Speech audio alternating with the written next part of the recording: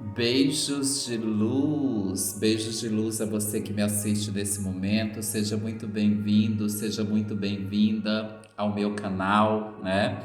Eu estive uma semana meio ausente porque eu não estava conseguindo subir vídeo na plataforma do YouTube. Eu não sei por algum problema técnico e agora hoje o problema se resolveu de uma maneira muito fácil. Eu só tenho mantido interação com o meu grupo de WhatsApp e também com o grupo do Facebook, né? Que é o grupo Yalo Deodara, o qual eu te convido a fazer comentários, a interagir comigo aqui nos comentários, dar o seu like se você achar necessário, compartilhar estas reflexões.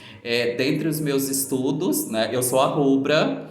E dentre os meus estudos, nesta época de quarentena, os meus estudos eles estão voltados, né? Claro que tem os estudos obrigatórios, os estudos do ofício, da vida acadêmica, mas um dos meus estudos, os quais eu tenho me deleitado durante esta época de isolamento, é sobre o oráculo da deusa, que é um estudo espiritualizado, né? É um estudo que vai de uma forma lenta. Então, esse aqui o que eu estou estudando, é o Oráculo da Deusa, da M. Sofia Maravinsky, né? E da ilustradora Hannah Juntó. Então, é um oráculo que eu estou estudando carta por carta. Eu jogo as cartas para eu ver qual a carta que vem para mim. E aí eu posto a deusa do dia. E sempre eu posto a deusa do dia no meu canal de Facebook, também do WhatsApp, uma reflexão que essa deusa me causa através dos estudos da sua mitologia, né? O que é a mensagem que esta deusa traz para mim, sobretudo na questão do princípio do sagrado feminino. E o sagrado feminino, ao meu ver, ele não está atrelado a questão biológica, mas o sagrado feminino está atrelado sobretudo à força yin, né? Que é uma força que nós temos aprendido a reprimir, né? A sociedade misógina, sobretudo nessa cultura ocidental a qual vivemos, ela não tem nos ensinado a reprimir o nosso lado feminino, o nosso lado para dentro, o nosso lado intuitivo, o nosso lado lua, né? E é nesse sentido que eu tenho me debruçado muito, eu tenho estudado bastante, eu tenho meditado, entrado no processo de meditação, mesmo em meio ao caos. Eu tenho procurado ser uma flor de lótus, né? Eu tenho procurado olhar para mim mesmo. E aí, nesta reflexão, a deusa que veio para o dia de hoje, esse dia 30 de agosto de 2020, é uma deusa que particularmente me desafiou muito. Eu já ouvia falar sobre esta deusa no imaginário comum e certa vez uma sacerdotisa me disse que um pouco sobre esta deusa, para eu estudar um pouco sobre esta deusa, mas eu não senti muita conexão com ela. E agora, ao jogar, agora há pouco, e esta deusa sair na jogada, e eu fui verificar o que essa deusa traz de reflexão, né? E a deusa que vem para mim no dia de hoje, que veio para mim, é uma deusa grega, é uma deusa do Olimpo, né? Uma deusa que traz a perspectiva, a deusa filha de Zeus, a deusa filha de Zeus com Letos, a deusa irmã gêmea de Apolo, que é a grande deusa Ártemis, né? A deusa Ártemis que vai dar origem à Artemísia, também chamada de Diana na cultura romana, e é uma deusa que particularmente me encantou, a sua riqueza. Vários templos foram erguidos a Ártemis em toda a Grécia Antiga. Vários templos, várias cidades são dedicadas a esta deusa, né? E o que esta deusa vem nos ensinar no dia de hoje? Qual a reflexão que esta deusa vem nos trazer, ao meu ver, né? Segundo os meus estudos, os meus rascunhos que eu coloquei, que está aqui a minha cola, esta deusa, ao meu ver, para mim, Rubra, ela traz uma reflexão desse arquétipo que a Ana Sofia Maravinsky coloca, que é sobre a individualidade, né? Nós sabemos que é uma deusa caçadora, é uma deusa virgem, é uma deusa que é fruto de um estupro, porque a mãe dela foi estuprada por Zeus e ela engravidou-se e teve gêmeos, que era Apolo e Ártemis, né? Então essa deusa é uma deusa selvagem, é uma deusa que traz a sua individualidade. E quando o próprio Zeus, o seu pai, procurou para ela qual era um dos seus grandes maiores desejos, ela falou que ela queria ficar pela mata, né? Andar selvagem, andar livre, leve e solta, independente, protegendo e defendendo os animais, sobretudo as fêmeas grávidas, e ela não queria se casar. Ela queria ser ela mesma.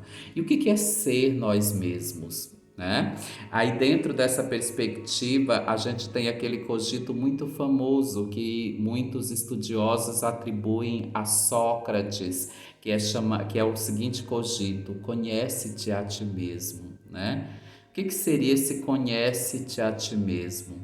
Na verdade, esse conhece-se a ti mesmo está associado a Sócrates, ao filósofo grego Sócrates, no século IV a.C., que ele viveu, porém é algo que estava inscrito no pórtico de entrada da cidade de Delfos, né, que é um dos oráculos mais famosos. Então se comunga da ideia de que esta frase ela não é de Sócrates, mas é uma frase que foi proferida num oráculo e se trata quase que como um cogito, um provérbio grego, né? Conhece-te a ti mesmo. E o que é conhecer-se a si mesmo? E aí eu estava refletindo sobre um filme no qual a protagonista, ela falava que quando ela estava com um namorado, ela gostava de um tipo de comida, vamos supor, ela gostava de ovos mexidos. Depois ela terminou com aquele namorado e ele não gostava de ovos mexidos, ele gostava de ovos fritos. Depois terminou com aquele outro, o outro não gostava de ovos fritos, mas ele gostava de ovo cozido. E o gosto dela, ele foi se adequando a cada namorado que ela tinha. E muitas vezes nós ficamos assim e não refletimos qual é o nosso verdadeiro gosto. Será que nós não estamos fazendo algo movidos por uma impressão midiática, ou por uma impressão do que é moda, por um certo modismo, ou por pessoas que nos influenciam, pessoas que nos fazem? E isso é visto sobretudo do ponto de vista do discurso, né? Do ponto de vista do discurso, muitas vezes nós reproduzimos, né? Na verdade, segundo a própria filosofia da linguagem, não há nada inédito, não há nenhum discurso inédito. Nós reproduzimos um discurso anterior, um discurso que já existiu. Será que muitas vezes nós não estamos falando em nome de uma instituição, seja ela família, seja ela igreja, seja ela a sociedade na qual a gente vive, né? E aí é importante a gente pensar esse conhece-te a ti mesmo. O que é conhecer-se a si mesmo? Quem é você na fila do pão? Você já parou para pensar isso? Quem é você na fila do pão é outra coisa importante, né?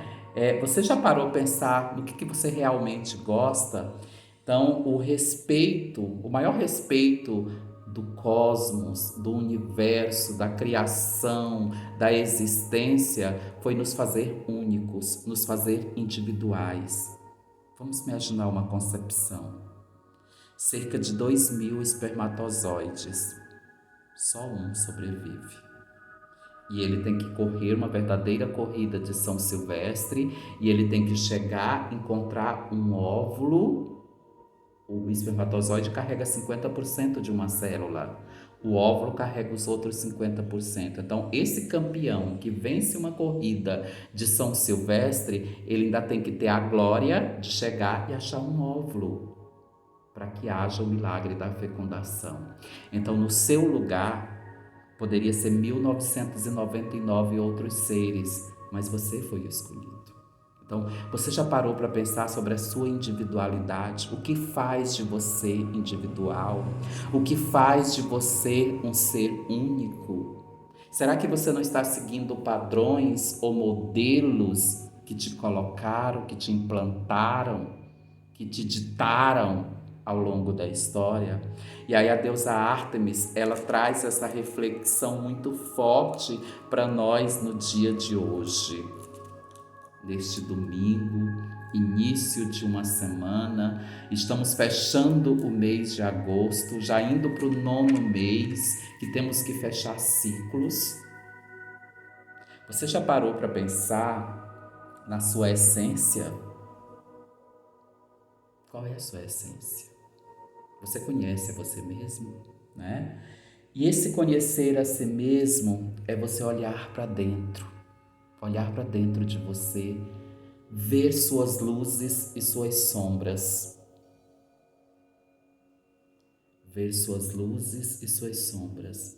E não julgar, mas olhar para si, olhar para você mesmo. Talvez um dos grandes ditos da pandemia seja este olhar para nós mesmos, olhar para dentro da nossa família, olhar para dentro da nossa própria casa, olhar para nós mesmos, né? Então essa deusa, que é a deusa filha de Zeus, né? Zeus que estuprou a mãe, ela nasce um dia antes, ela é irmã gêmea de Apolo, ela nasce um dia antes de Apolo e ela ajuda a própria mãe no parto do irmão gêmeo. Então é por isso que ela é considerada a deusa protetora das grávidas. Ela é uma deusa lunar, né, que traz uma lua crescente, uma lua que nos ensina a olhar para dentro de nós mesmos. Em Roma, essa deusa, a deusa Ártemis, é chamada de Diana, né? Ela é cultuada como Diana. É uma deusa protetora dos animais. É uma deusa que teve uma briga muito grande com o sexo masculino em si, devido a algumas apostas que ela teve com o irmão Apolo, que ciumava da amizade que ela tinha com Órion, né? Órion, ela mata Órion em todas as versões que se tem, ou que Órion desaflora uma das ninfas, porque ela na selva ela é acompanhada pelas ninfas, ou acontece também de numa das apostas de Apolo ela acaba desafiando a sua flecha, o seu arco e flecha, e mata Órion e se torna na constelação de Órion, e ela não quer se casar com ninguém. Então é uma deusa que se recusa a casar, é uma deusa que deu o nome a uma erva, que é a erva Artemisia. Artemisia ajuda no processo digestivo. Artemisia também é uma erva na qual nos ajuda a aumentar a nossa inspiração, sobretudo para os estudos, né, para a aprendizagem. E essa deusa, ela sempre é acompanhada por ninfas, e essas ninfas também tinham que ser virgens, porque ela vive na floresta com seus cachorros e também com as ursas, né? A ursa é um dos animais de poder da Ártemis. E a ursa, por exemplo, durante muito tempo na história, Ártemis foi cultuada, as mulheres se vestindo de ursas, né? Porque é um dos animais de poder desta deusa. Então é uma deusa que traz a liberdade, a independência, a leveza e a soltura. É uma deusa que não tem vergonha de ser ela mesma. É uma deusa que recusa o casamento. É uma deusa que se recusa, que já nasceu completa, que não quer se casar com ninguém. É tanto que é uma deusa que tem que ser cultuada por mulheres, né? Porque ela traz essa força feminina, ou por homem que quer proteção de mulheres ou de animais. É uma deusa que ela traz esta questão de que a floresta, ela veste uma causa, que é a causa dos animais, sobretudo as fêmeas, e ela traz essa proteção, né? E esta deusa, ela traz para nós a questão da pureza, da donzela, que luta por uma causa, luta por aquilo que ela acredita, por aquilo que ela defende. Então, que possamos despertar a deusa Ártemis dentro de cada um de nós, que não tenhamos vergonha e que lutemos a cada dia pelo conhece-te a ti mesmo, possamos nos conhecer, nosso lado, luz e sombra, o autoconhecimento que é a nossa essência, que busquemos antes de tudo o autoconhecimento em prol da nossa liberdade, o autoconhecimento em prol de saber projetar nossas luzes e nossas sombras e não nos condenar, mas ver o que podemos fazer para melhorar ou até mesmo para aceitar quem somos. Então, este é o grande desafio, esta é a mensagem de Ártemis, da deusa caçadora, da deusa selvagem, da deusa amazona, da deusa grega, deusa do panteão grego, para cada um de nós, que nos conhecemos a nós mesmos, que vivamos a nossa liberdade e a nossa individualidade. Beijos de luz, beijos encantados para você, muita paz, muita luz. Namastê.